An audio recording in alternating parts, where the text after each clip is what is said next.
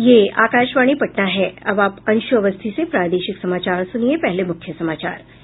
प्रदेश में 16 दिनों का लॉकडाउन लागू, कड़ाई से अनुपालन के लिए जगह जगह मजिस्ट्रेट और सुरक्षा बलों को किया गया तैनात। कोविड-19 संक्रमण के 1385 मामलों की पुष्टि के साथ ही राज्य में संक्रमण का आंकड़ा 21,000 के पार। अब तक 180 लोगों की महामारी से मौत। मौसम विभाग ने 18 से 20 जुलाई तक प्रदेश में भारी बारिश को लेकर अलर्ट जारी किया। और प्रदेश में सभी प्रमुख नदियों के जलस्तर में तेजी से बढ़ोतरी जारी। गंगा, गंडक, बूढ़ी गंडक और अधवारा समूह की नदियों का जलस्तर बढ़ा। अब समाचार विस्तार से। पूरे प्रदेश में आज से लॉकडाउन प्रभावी हो गया है। ये 31 जुलाई तक लागू रहेगा। 16 दिन की इस पूर्णबंदी के दौरान सभी सरकारी कार्यालय, निजी कार्यालय, प्रतिष्ठान, शैक्षणिक संस्थान और धार्मिक स्थल बंद रहेंगे। वहीं सामाजिक, राजनीतिक, सांस्कृतिक और खेल गतिविधियों के आयोजन पर भी रोक रहेगी। लॉकडाउन का कड़ाई से अनुपालन कराने के लिए विभिन्न जिलों में पर्याप्त संख्या में मजिस्ट्रेट और पुलिस तथा सुरक्षा बलों की तैनाती की गयी है। लॉकडाउन के प्रावधानों में कहा गया है कि इस अवधि में आवश्यक सेवाओं को छोड़कर सभी अन्य सेवाएं बंद रहेंगी। सार्वजनिक बस सेवाओं का परिचालन भी इस अवधि में प्रतिबंधित रहेगा। इस दौरान अस्पताल, दूरसंचार सेवा, बैंकिंग और एटीएम सेवाएं, नगर निकाय से जुड़ी सेवाएं, विद्युत विभाग, पोस्ट ऑफिस समेत अन्य आवश्यक सेवाओं से जुड़े कार्यालय खुले रहेंगे। फल, सब्जियों तथा मांस, मछली और अंडे की दुकानें सुबह और शाम के समय एक निश्चित अवधि के लिए खुलेंगी। वहीं डेयरी और किराना दुकानें पूर्व की तरह खुली रहेंगी। दवा दुकानें, पेट्रोल पंप और एलपीजी गैस एजेंसी को लॉकडाउन के दायरे से बाहर रखा गया है। इलेक्ट्रॉनिक तथा प्रिंट मीडिया समेत अन्य आवश्यक और आपात सेवाएं चालू रहेंगी। केंद्र सरकार के दिशा निर्देशों के अनुरूप रेलवे और हवाई सेवा पर रोक नहीं लगाई गई है। टैक्सी और ऑटो रिक्शा का परिचालन जारी रहेगा, जबकि लोग अपने निजी वाहन से अति आवश्यक काम होने की स्थिति में ही बाहर निकल सकते हैं। एक जिले से दूसरे जिले में जाने के लिए ई पास लेना आवश्यक होगा। लॉकडाउन में सामानों के परिवहन पर रोक नहीं रहेगी। आज लोगों के लिए फल, सब्जी, दूध, मछली, मांस और अन्य जरूरी वस्तुएं खरीदने के लिए सुबह 6 बजे से लेकर 10 बजे तक और शाम 4 बजे से लेकर 7 बजे तक लॉकडाउन में ढील दी गई है। ग्रामीण क्षेत्रों को लॉकडाउन से छूट दी गई है। लॉकडाउन में आतिथ्य सेवा से जुड़े होटल और लॉज जैसे प्रतिष्ठानों को भी खोलने की अनुमति दी गई है। वहीं रेस्तरां, भोजनालय और ढाबे से होम डिलीवरी की सुविधा मिलती रहेगी। निर्माण कार्य से संबंधित गतिविधियों को भी लॉकडाउन से छूट दी गई है। खेतीबाड़ी से संबंधित कार्य और खाद बीज की दुकान के अलावा पशु आहार से जुड़े दुकान भी खुले रहेंगे।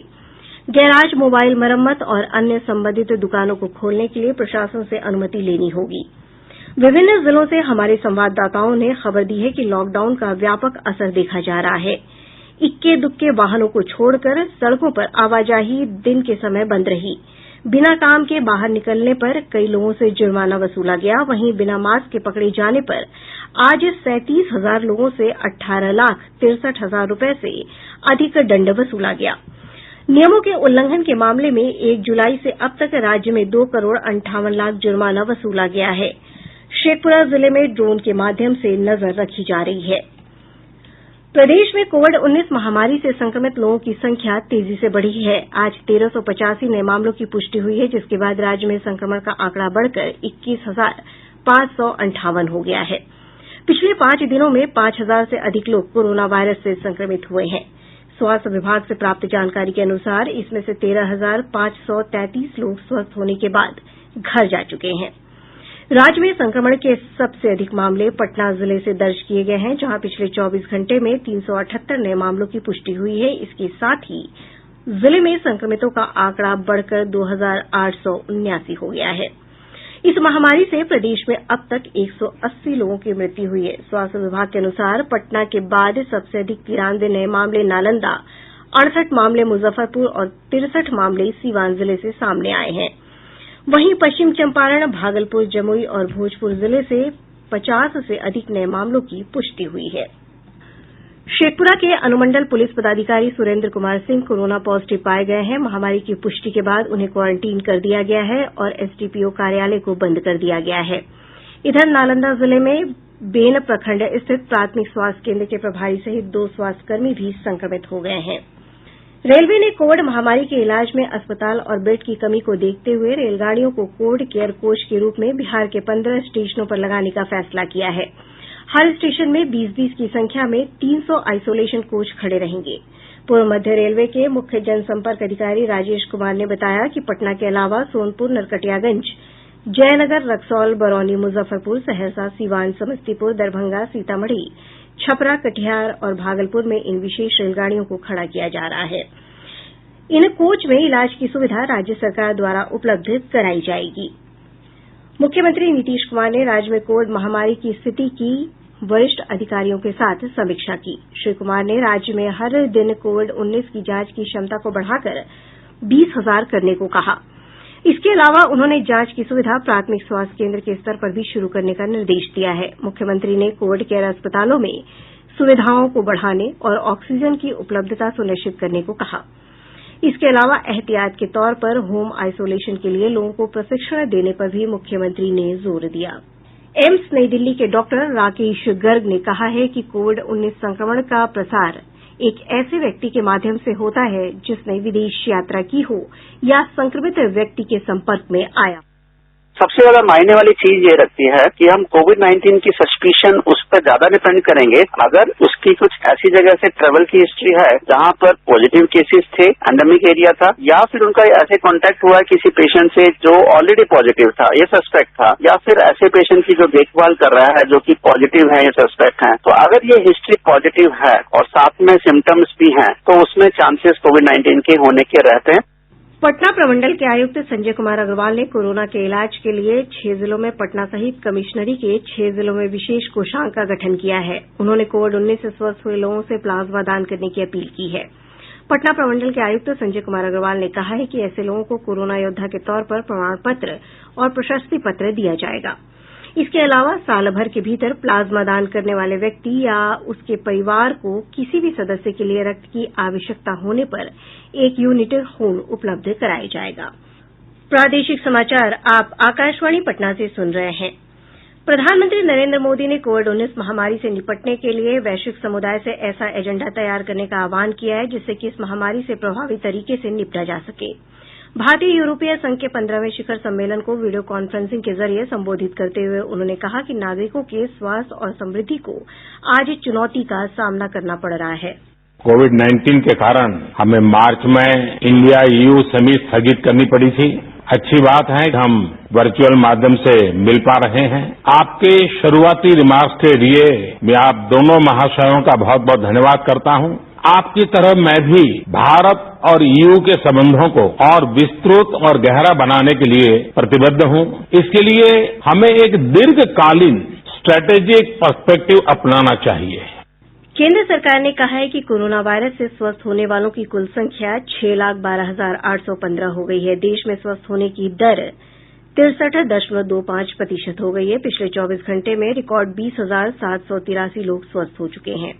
फिलहाल देश में कुल 3,31,146 संक्रमित लोगों का इलाज चल रहा है। स्वास्थ्य और परिवार कल्याण मंत्रालय के अनुसार पिछले 24 घंटों के दौरान देश में कोविड-19 के कुल 32,695 नये मामले दर्ज किए गए हैं। अब तक देश में 9,68,000 से अधिक लोग इस महामारी से संक्रमित हुए हैं। वहीं 24,915 लोगों की मृत्यु हुई है। कोविड-19 महामारी के मद्देनजर वर्ष 2020-21 के लिए एनसीसी ने अब कैडेटों के चयन के लिए ऑनलाइन नामांकन होगा। इधर नामांकन की अंतिम तिथि बढ़ाकर 31 अक्टूबर कर दी गई है। एनसीसी महानिदेशालय ने कहा है कि जिन स्कूलों और कॉलेजों के छात्र एनसीसी से संबद्ध नहीं है वे भी ओपन यूनिट सिस्टम के तहत नामांकन करा सकते हैं। प्रदेश में सभी प्रमुख नदियों के जलस्तर में तेजी से बढ़ोतरी जारी है। केंद्रीय जल आयोग से प्राप्त जानकारी के अनुसार गंगा नदी का जलस्तर पटना, मुंगेर और भागलपुर जिले में विभिन्न स्थानों पर बढ़ रहा है। पटना के गांधी घाट, हाथीदह और भागलपुर में जलस्तर खतरे के निशान के आसपास पहुंच गया है। वहीं घाघरा नदी के जलस्तर में सारण जिले के छपरा में बढ़ोतरी दर्ज की गयी। गंडक नदी मुजफ्फरपुर जिले के रेवा घाट में खतरे के निशान से 7 सेंटीमीटर ऊपर बह रही है। वहीं बूढ़ी गंडक नदी का जलस्तर पूर्वी चंपारण, मुजफ्फरपुर, समस्तीपुर और खगड़िया में लगातार बढ़ रहा है। पूर्वी चंपारण जिले के लालबगिया घाट में और खगड़िया में नदी का जलस्तर लाल निशान के आसपास दर्ज किया गया है। बागमती नदी का जलस्तर सीतामढ़ी जिले के कटौंझा में अब भी खतरे के निशान से 2 मीटर ऊपर बना हुआ है। वहीं अधवारा समूह की नदियां दरभंगा के कमतौल और एकमी घाट में उफान पर हैं। मधुबनी जिले के जयनगर और झंझारपुर में कमला बलान नदी अब भी लाल निशान के ऊपर बनी हुई है, जबकि कोसी नदी का जलस्तर सुपौल जिले के बसुआ में कम हुआ है। वहीं खगड़िया के बलतारा और कटिहार के कुर्सेला में कोसी नदी के जलस्तर में बढ़ोतरी हुई है। प्राप्त जानकारी के अनुसार अररिया जिले में परमान नदी का जलस्तर खतरे के निशान से करीब 1 मीटर ऊपर है, लेकिन इसमें तेजी से गिरावट हो रही है। पश्चिम चंपारण से हमारे संवाददाता ने बताया कि गंडक की सहायक नदी मसान का जलस्तर तेजी से बढ़ा है, जिसके कारण रामनगर प्रखंड में भीषण कटाव हो रहा है। बाढ़ के कारण खेत में लगी फसल डूब गई है। उधर दरभंगा में बागमती और अधवारा समूह की नदियों से घनश्यामपुर, कीरतपुर, कुशेश्वर स्थान और गौरा बोड़ाम प्रखंडों के प्रभावित क्षेत्रों में बाढ़ की स्थिति में सुधार हुआ है। बाढ़ वाले इलाके में जिला प्रशासन ने सामुदायिक रसोई घरों का संचालन शुरू कर दिया है। वहीं लोगों के इलाज के लिए मेडिकल टीम को भी तैनात किया गया है। प्रदेश में मानसून की सक्रियता कम हो गई है। आज से अगले 48 घंटे तक भारी बारिश से राहत के आसार हैं। वहीं 18 से 20 जुलाई तक नेपाल के तराई से सटे जिलों उत्तर बिहार के कुछ स्थानों पर भारी बारिश हो सकती है। 20 जुलाई को पूर्वी और पश्चिम चंपारण, सारण, सिवान और गोपालगंज में भारी बारिश को लेकर अलर्ट जारी किया है। मौसम विज्ञान केन्द्र पटना के वैज्ञानिक दिनेश कुमार भारती ने बताया कि अगले 24 घंटों के दौरान कुछ क्षेत्रों में हल्की बारिश होने की संभावना है। विगत 24 घंटे में मानसून की स्थिति सामान्य रही। 16 जुलाई तक बिहार में सामान्य से 45% अधिक बारिश दर्ज की गई। आज मानसून की अक्षीय रेखा झारखंड के जमशेदपुर एवं पश्चिम बंगाल के दीघा से होकर गुजर रही है, जिनके प्रभाव से उत्तरी बिहार में मध्यम स्तर एवं दक्षिण बिहार में हल्की से मध्यम स्तर की बारिश एवं बिजली के साथ मेघ गर्जन का पूर्वानुमान है। प्राप्त जानकारी के अनुसार पिछले 24 घंटों के दौरान सबसे अधिक 70 मिलीमीटर बारिश किशनगंज जिले के गलगलिया में दर्ज की गई है। वहीं सुपौल और अररिया जिले में भी कुछ स्थानों पर हल्की से मध्यम वर्षा हुई है। राज्य में 15 लाख हेक्टेयर क्षेत्र से अधिक भूभाग में धान की रोपनी का कार्य पूरा हो गया है। कृषि मंत्री प्रेम कुमार ने कहा है कि धान रोपनी के कुल लक्ष्य का लगभग 46% हासिल कर लिया गया है। श्री कुमार ने कहा कि मुंगेर, शेखपुरा, सहरसा और कटिहार को छोड़कर अन्य 34 जिलों में सामान्य से अधिक बारिश हुई है, जिसके चलते राज्य में धान की अच्छी पैदावार की उम्मीद है। प्रदेश में कुछ आईएएस और आईपीएस अधिकारियों का तबादला किया गया है और नये प्रभार दिये गये हैं। संजय कुमार सिंह को लखीसराय का नया जिलाधिकारी बनाया गया है। वहीं स्वप्ना जी मेश्राम को नवगछिया पुलिस जिले का नया एसपी बनाया गया है। वहीं मुख्य निर्वाचन पदाधिकारी के कार्यालय में 2 अधिकारियों की तैनाती की गई है। गोपाल मीणा और रंजीता को राज्य का अपर मुख्य निर्वाचन पदाधिकारी नियुक्त किया गया है। और अब अंत में मुख्य समाचार एक बार फिर। प्रदेश में 16 जिलों का लॉकडाउन लागू, कड़ाई से अनुपालन के लिए जगह जगह मजिस्ट्रेट और सुरक्षा बलों को किया गया तैनात। कोविड-19 संक्रमण के 1385 मामलों की पुष्टि के साथ ही राज्य में संक्रमण का आंकड़ा 21,000 के पार। अब तक 180 लोगों की महामारी से मौत। मौसम विभाग ने 18 से 20 जुलाई तक प्रदेश में भारी बारिश को लेकर अलर्ट जारी किया। और प्रदेश में सभी प्रमुख नदियों के जलस्तर में तेजी से बढ़ोतरी जारी। गंगा, गंडक, बूढ़ी गंडक और अधवारा समूह की नदियों का जलस्तर बढ़ा। इसके साथ ही आकाशवाणी पटना से प्रसारित प्रादेशिक समाचार का ये अंक समाप्त हुआ। घर में रहिए, सुरक्षित रहिए और सुनते रहिए आकाशवाणी।